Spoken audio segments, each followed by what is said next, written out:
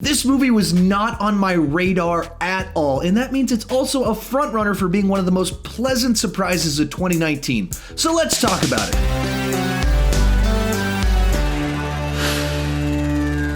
Fighting with My Family is a family dramedy telling the true story of professional wrestler Paige's rise to fame in the WWE. As a point of reference, I'm not someone that regularly watches wrestling, so I was not familiar with this story at all. Before we get started, go ahead and tell me down below in the comment section, what did you think about the film? Did you love it? Did you hate it? Is it somewhere in the middle? Also, let me know, are you someone that regularly watches professional wrestling? I'd love to have some of that context and have a nice lively discussion with you.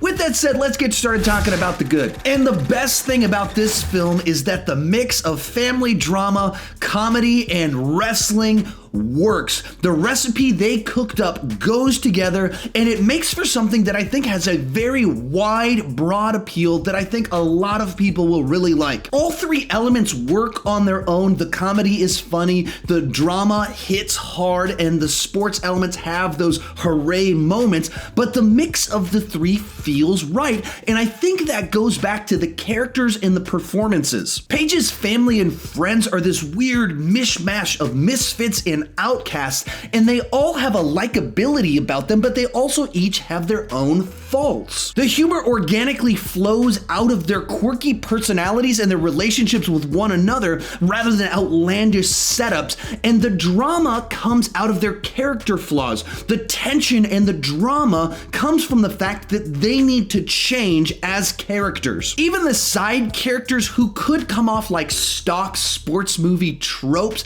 end up having a lot more nuance and dimensions to them and play into the story in ways you're not expecting. It tells an underdog story that delivers all those moments of satisfaction and victory, but it subverts your expectations of the path to get to those moments. It sets up several different genre cliches and tropes along the way and then cuts in a different direction at the last moment, and you realize that it's not about overcoming the usual conflicts in these types of films. It's about our characters changing along the journey, and this just makes for a more authentic and satisfying journey to go on. With all that said, let's move on to the mixed aspects of this film. As I go into these aren't good or bad, they're just things to know going into the movie. The first is that The Rock, while he's prominently featured on the poster and in the trailers, is not a big part of this film. He's more like a spice sprinkled on top of the film rather than the main dish or even a side dish. He's a very nice flavor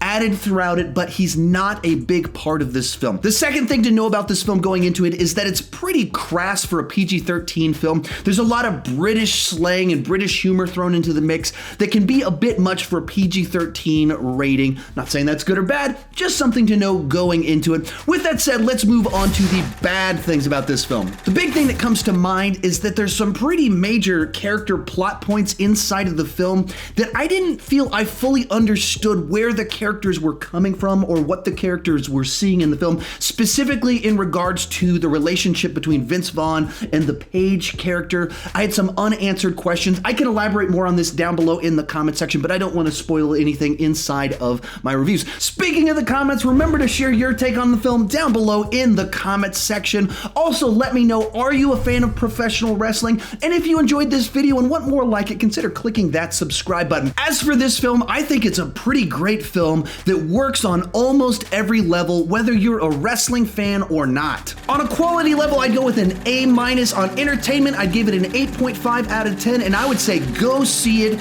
in the theater. If you like sports movies, check out my ranking of the Rocky movies right over there. Thank you so much for watching, and keep talking movies too much.